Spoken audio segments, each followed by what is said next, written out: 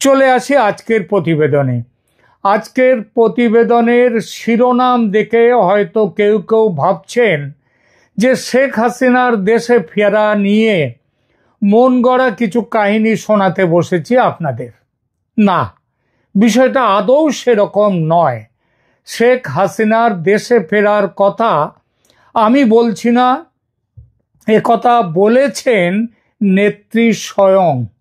খুব বেশি দিন আগের কথা নয়, জুলাই মাসের ৮ তারিখের কথা।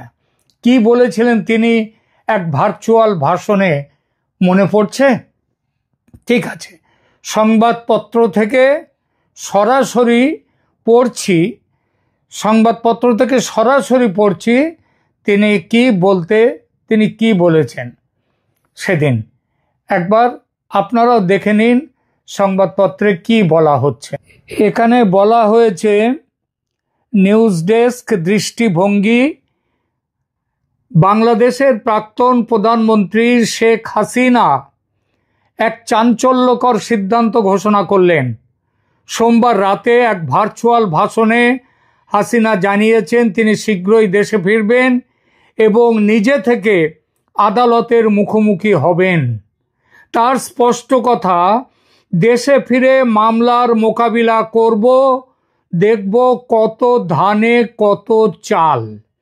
এই ঘোষণা যথেষ্ট তাৎপর্যপূর্ণ, কারণ এতদিন পর্যন্ত হাসিনা ও তার দল আওয়ামী লীগ আন্তর্জাতিক অপরাধ ট্রাইব্যুনালে, মানে যেটা ইন্টারন্যাশনাল ক্রাইমস ট্রাইব্যুনাল, সেখানে চলমান মামলাগুলিকে অবৈধ বলে দাবি করে এসেছেন এবং এসব বিচার বয়কট করার ডাক দিয়েছিলেন। ঢাকার আন্তর্জাতিক এরপরে একটু পরেই লিখছেন, বলা হচ্ছে খবরে, সোমবারের ভাষণে শেখ হাসিনা আবারও এই বিচার প্রক্রিয়াকে প্রশ্নবিদ্ধ করেন, কিন্তু পাশাপাশি জানিয়ে দেন তিনি দেশে ফিরেই আদালতের মুখোমুখি হবেন এবং নিজের অবস্থান ব্যাখ্যা করবেন। উল্লেখযোগ্যভাবে আদালত অবমাননার এক মামলায়, কন্টেম্পট অফ কোর্ট, সেখানে তিনি হাজির হননি বলে ইতিমধ্যেই তাকে 6 মাসের কারাদণ্ড দিয়েছে ট্রাইব্যুনাল। শুনলেন, এখানে তিনি স্পষ্টই বললেন দেশে ফিরবেন। আইসিটি বা ইন্টারন্যাশনাল ক্রাইম ট্রাইব্যুনালে তার বিচার চলাকালীন ফিরবেন, বিচারের মুখোমুখি হবেন। অর্থাৎ ইউনূস সরকার ক্ষমতায় থাকলেও শেখ হাসিনার বিচার, ক্ষমতায় থেকে ইউনূস শেখ হাসিনার বিচার চালাবেন আর তখন তিনি ফিরবেন। তার মানে ওই যেমন আমি লিখেছি, আগামীকাল যদি তিনি দেশে ফেরেন তাহলে কেউ অবাক হবেন না। আর দেশে ফিরলে তার নিরাপত্তা ইত্যাদি কি হতে পারে এবং তার কি প্রতিক্রিয়া হবে দেশে ও বিশ্বে, সেই নিয়ে ছোট্ট করে 2 কথা বলবো এখন। বুঝতেই পারছেন এই বিষয়, অর্থাৎ কি হতে পারে, এই সম্ভাব্যতা নিয়ে আলোচনা করতে গেলে আমাকে যেহেতু সম্ভাব্য, সুতরাং কল্পনার আশ্রয় নিতে হবে। কিন্তু কথা দিচ্ছি, সে কল্পনা হবে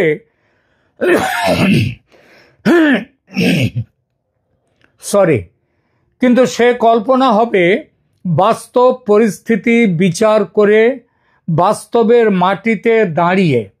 যদি আগামীকাল শেখ হাসিনা বাংলাদেশে প্রত্যাবর্তন করেন, তাহলে তার প্রত্যাবর্তনের রাজনৈতিক, সামাজিক এবং আন্তর্জাতিক প্রভাব বিষয়ে বেশ কিছু সম্ভাব্য দিক রয়েছে। দেশের রাজনীতিতে কি প্রতিক্রিয়া হতে পারে, এটা এ বিষয়ে ভালো ও খারাপ দুটো দিকে আছে। প্রথমে ভালো দিকটা বলি।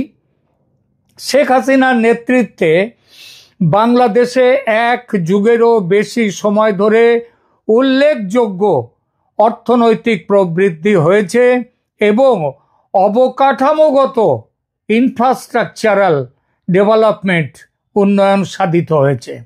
তার প্রত্যাবর্তনে আওয়ামী লীগের রাজনৈতিক স্থিতিশীলতা ফিরে আসতে পারে এবং দলের পুনর্গঠন হতে পারে। দলের যে বিপুল সংখ্যক কর্মী আজ হত উদ্যম হয়ে পড়েছেন। তাদের আশা ভরসা যেন অনেকটাই ভেঙে গেছে। তারা উদ্দীপ্ত হবে ভীষণভাবে হাসিনা ফিরে এলেন। সেই যে মরা গাঙে জোয়ার আসা বলে একটা কথা আছে না, সেটাই হবে। আর নেতিবাচক দিক, শেখ হাসিনার শাসনকালে দুর্নীতি, সরকারি নিয়োগে কোটা ব্যবস্থা ও মানবাধিকার লঙ্ঘনের গাদা গাদা অভিযোগ উঠেছে। এই অভিযোগের অনেকটাই যদিও রাজনৈতিক এবং ষড়যন্ত্র প্রসূত। তার প্রত্যাবর্তন কিছু মানুষের মধ্যে বিভ্রান্তি ও বিরোধিতা নতুন করে জাগিয়ে তুলতে পারে, বিশেষ করে যারা তাকে গণতান্ত্রিক প্রক্রিয়ার প্রতি অবিচার করেছেন বলে অভিযোগ করেন। কিন্তু এখানে একটা কথা বলতে হয়, 1 বছর আগে শেখ হাসিনার বিরুদ্ধে যতটা জনমনে বিরোধিতা ছিল তার অনেকটাই কমে গেছে। আজ বাংলাদেশের মানুষ আজ খোলাখুলি বলছে এর চেয়ে শেখ হাসিনার আমল অনেক ভালো ছিল। রাজপথে জনতা স্লোগান দিচ্ছে শেখ হাসিনা ফিরে এসো। এরপরেও যদি মানুষের পাশে এসে না দাঁড়ান তিনি, মানুষ কিন্তু মুষড়ে পড়বে, এবং মানুষ যত মুষড়ে পড়বে আওয়ামী লীগের ফেরার পথ কিন্তু তত দুরূহ হবে, শক্ত হবে। আন্তর্জাতিক প্রতিক্রিয়ার দিকে একটু দেখি। প্রতিবেশী দেশ, বিশেষ করে ভারত, তার নিরাপত্তা ও অর্থনৈতিক স্বার্থের কথা ভেবে শেখ হাসিনার প্রত্যাবর্তনকে অবশ্যই ইতিবাচকভাবে গ্রহণ করবে, কারণ শেখ হাসিনার শাসনকালে বাংলাদেশ ভারত সম্পর্ক নতুন উচ্চতায় পৌঁছেছিল।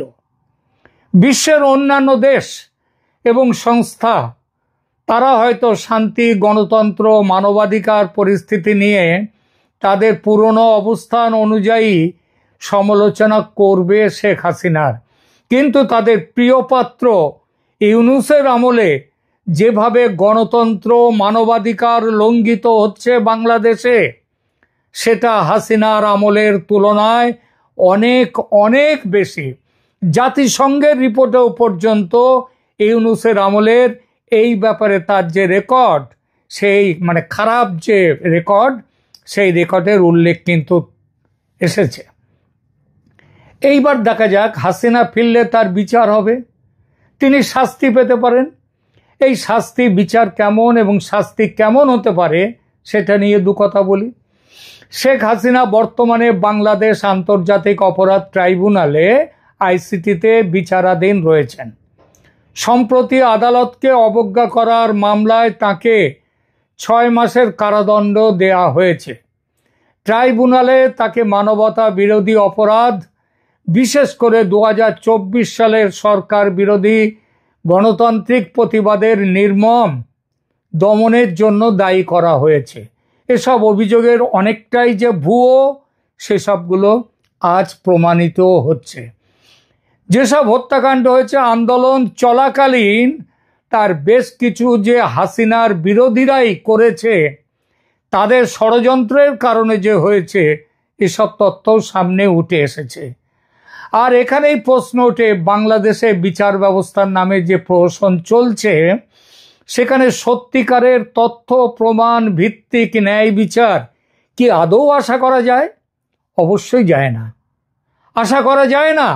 আর এখানেই সন্দেহ জাগে, তাহলে হাতে পেলে যদি বিচারের নামে চরম অবিচার করে বিচারহীনতার মাধ্যমে হাসিনাকে জুলফিকার আলী ভুট্টোর মতো ফাঁসি কাটে ঝুলিয়ে দেওয়ার চেষ্টা হয়, তাহলে কি হবে? দেখুন, ভুট্টোকে ফাঁসি দিয়েছিল সামরিক শাসক জিয়াউল হক। বাংলাদেশে সামরিক শাসন নেই। গত বছর যিনি আর্মি প্রধান ছিলেন, সেই ওয়াকারুজ্জামান আজও প্রধান। হাসিনার পতনের দায় তার উপর বর্তায় ঠিকই, কিন্তু হাসিনাকে হত্যা করার কোনো প্ল্যান যেমন সেদিন ছিল না ওয়াকারুজ্জামানের, তেমনি আজও নেই।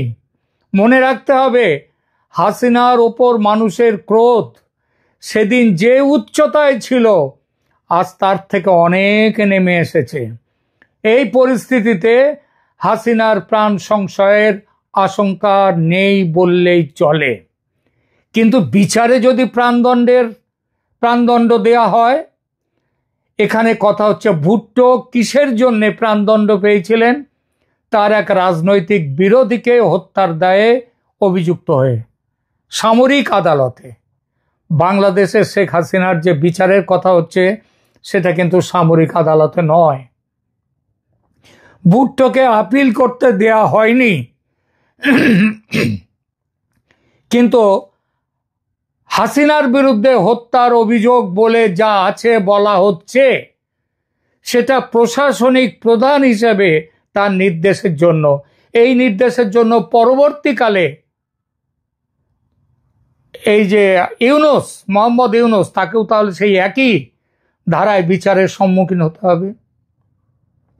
সুতরাং এই যে প্রাণদণ্ডের আশঙ্কা, ফাঁসির আশঙ্কা, এটা একমাত্র গায়ের জ্বালা মেটাতে জামাত তারা যা ভাবছে সেই ভাবনার প্রতিফলন। আসলে শেখ হাসিনা দেশে ফিরলে তাকে জেলে থাকতে হবে নিশ্চয়ই, কিন্তু তার মৃত্যুদণ্ডের কোনো কিংবা জেলের মধ্যে মেরে ফেলার কোনো সম্ভাবনা নেই। কারণ সেখানকার যে সেনা, সেই সেনা অনেকটাই কিন্তু হাসিনার পক্ষেও রয়েছে কিছুটা হলেও। এই সেনা তার পতনের জন্য দায়ী, কিন্তু তার জীবন বাঁচিয়েছেও কিন্তু এই সেনা, এটা মনে রাখতে হবে। 1 বছর আগে বাঁচিয়েছে, এখন তাকে হাতে পেয়ে মেরে ফেলবে, সেটা সেনা করবে না। তাহলে প্রশ্ন আসছে, শেখ হাসিনার জন্য এই মুহূর্তে সেরা পদক্ষেপ কি? তিনি ভারতে থাকলে রাজনৈতিকভাবে তার ফিরে আসাটা কিন্তু ক্রমেই দূরে সরে যেতে থাকবে। তিনি নিজে যে কথা বলেছেন, দেশে ফিরে বিচার ব্যবস্থার মুখোমুখি হবেন, এটাই তার সেরা পদক্ষেপ হওয়া উচিত। ইন্দিরা গান্ধী জরুরি অবস্থার পর নির্বাচনে হেরে যান ভয়ঙ্করভাবে, তাকে জেলে পাঠানো হয়। দেশের মানুষ যারা ইন্দিরা গান্ধীর চরম বিরোধী হয়েছিল, তারাও ইন্দিরাকে জেলে পাঠানোটা মেনে নিতে পারেনি। ইন্দিরা ফিরতে পেরেছিলেন উইথ ফ্লাইং কালার্স, আরো বিপুল জনসমর্থন নিয়ে। জেল যাত্রার এইটাও সুবিধা, রাজনৈতিক নেতারা জেলে গেলে তাদের যে সাপোর্ট বেস, জনপ্রিয়তা, সেটা বহুগুণ বেড়ে যায়। হাসিনার ক্ষেত্রেও সেটাই হতে বাধ্য। এবার আলোচনায় দেখব কবে তিনি ফিরতে পারেন। বিশ্বের এবং বিশেষ করে দক্ষিণ এশিয়ার ভূ রাজনৈতিক পটভূমির দ্রুত পরিবর্তন হচ্ছে। যেসব খবর আসছে, বাংলাদেশ নিয়ে ভারত, চীন ও রাশিয়ার মধ্যে আলোচনা চলছে খুব গুরুত্বের সঙ্গে। আমেরিকার কাঠপুতুল ইউনূসকে সরিয়ে হাসিনাকে ক্ষমতা ফিরিয়ে দেওয়ার পথ ও প্রস্তাব নিয়ে আলোচনা চলছে। সম্প্রতি অজিত ডোভালের মস্কো সফরের সময় হাসিনার সঙ্গে রুশ প্রেসিডেন্ট পুতিনের ফোনে কথা হয়েছে বলে, সামান্য হাই হ্যালো সেটাও হয়েছে বলে কিছু খবর পাওয়া যাচ্ছে। পরবর্তী পর্যায়ে চীনে এ মাসের 31শে আগস্ট থেকে শুরু হচ্ছে চীনের সাংহাই কোঅপারেশন অর্গানাইজেশনের সামিট। সেই সামিটে মোদি, পুতিন, শি জিনপিং তাদের আলোচনা হবে এবং বাংলাদেশ সেই আলোচনার একটা বড় জায়গা। বাংলাদেশে আমেরিকার ঘাঁটি স্থাপনের বিরুদ্ধে, সৈন্য ঘাঁটি স্থাপনের বিরুদ্ধে ভারত, চীন, রাশিয়া। সেই আলোচনার পরপরই শেখ হাসিনা দেশে ফিরে যাবেন, জেলে থাকার জন্য প্রস্তুত হয়ে যাবেন তিনি। বাংলাদেশের মাটিতে তিনি পা রাখলে সেখানকার রাজনীতিতে ভূমিকম্প হবে, বড়সড় ভূমিকম্প। হাসিনার সঙ্গে ফিরবেন ভারতে থাকা তার দলের নেতারা। ইউনূস সরকার কজনকে জেলে রাখবে? ইউনূস সরকার কজনকে জেলে রাখবে? আওয়ামী লীগ দখল নেবে রাজনীতির, মিলিয়ে নেবেন কথা। সুতরাং শেখ হাসিনা খুব শিগগিরই দেশে ফিরছেন। এখনকার মতো এখানেই রাখছি। ভালো থাকবেন, ধন্যবাদ।